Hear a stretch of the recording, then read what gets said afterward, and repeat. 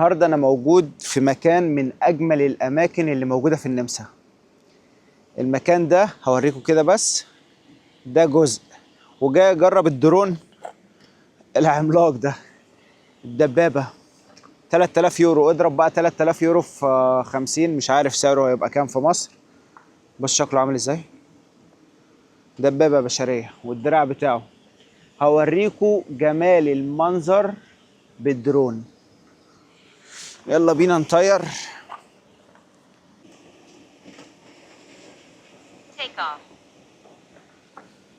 شايفين الدبابة هتتحرك دلوقتي. اتفرج واستمتع بجمال النمسا من فوق بتصوير الدرون.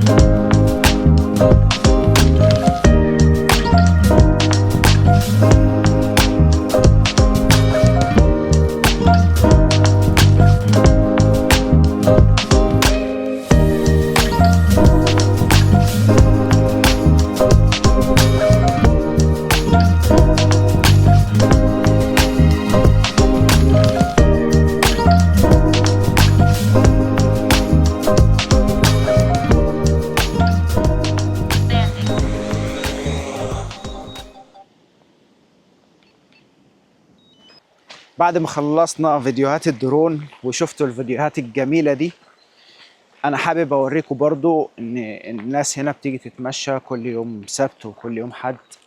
الاماكن دي تقدر تتمشى فيها ببلاش وبتستمتع بالمناظر الجميلة زي ما انتم شايفين كده. تيجي تروق اعصابك من ضغط الشغل وكل الضغط اللي حصل في الاسبوع كله، ان انت تتفرج على المناظر الجميلة اللي موجودة ورايا دي، وان انت تشم الو وان انت تشم الهواء النقي. الهواء هنا روعة، وهم بيبقوا حاطين لك برضو اماكن تقدر تقعد عليها. يعني بتبقى قاعد هنا والمية قدامك هنا والمنظر ده قدامك الطبيعي، وسامع صوت المية. ممكن تجيب حاجة تشربها، ممكن تجيب حاجة تاكلها، ممكن تيجي انت والاطفال. برضو لو اي حد جاي النمسا ومحتاج جدول يكتب لي في الكومنتات وانا اقول له على الاماكن الحلوة اللي موجودة في النمسا.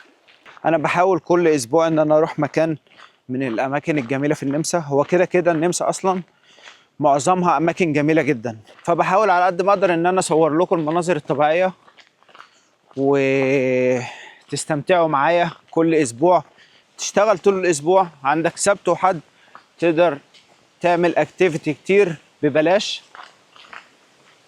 وتيجي تستمتع بخلق ربنا الجميل ده. سبحان الله. بصوا كده،